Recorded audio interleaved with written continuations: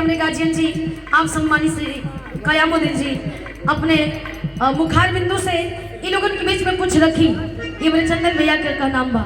2 minute.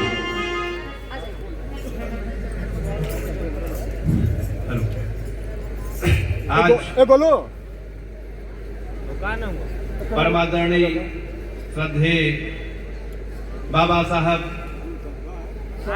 Doctor Bhimrao Ambedkar के इस परिनिर्वाण दिवस के अवसर पे दरियापुर की सरजमी पे श्री चंदन यादव, रमेश और लोगों का नाम तो मैं नहीं जानता, हमारे कांता जी हैं, दिनेश हैं और जो भी इसके मैनेजमेंट कमेटी के लोग हैं, आप सबको बहुत बहुत आभार और धन्यवाद।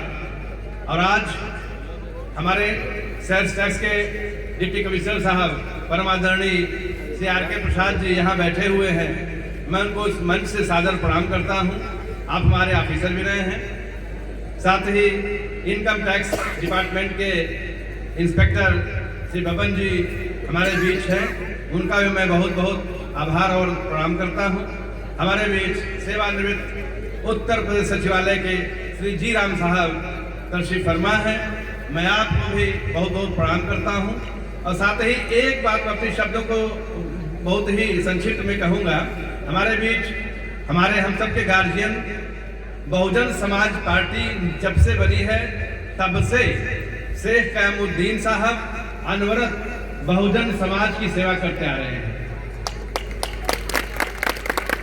और उसी का ये परिणाम है कि पिछले 30 वर्षों से 1995 से अलीनगर के सभासद चुने जा रहे हैं। चंदौली क्रिकेट संघ के अध्यक्ष हैं, इसके अलावा तमाम पदों पे रहे हैं। आवाज जनमानस से बहुत ही लोकप्रिय हैं। अपने अमूल्य समय को हम सबके बीच दिया है, इसके लिए मैं आप सबकी तरफ से उनका बहुत बहुत आभार और अभिनंदन करता हूँ।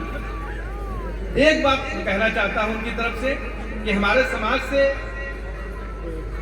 डिप्टी कमिश्नर साहब बैठे हुए हैं, इसी सरजमी से हैं और आज आप सच्ची श्रद्धांजलि तभी होगी जब आज बाबा साहब के बताए हुए रास्ते पर चले और वो रास्ता है शिक्षा का।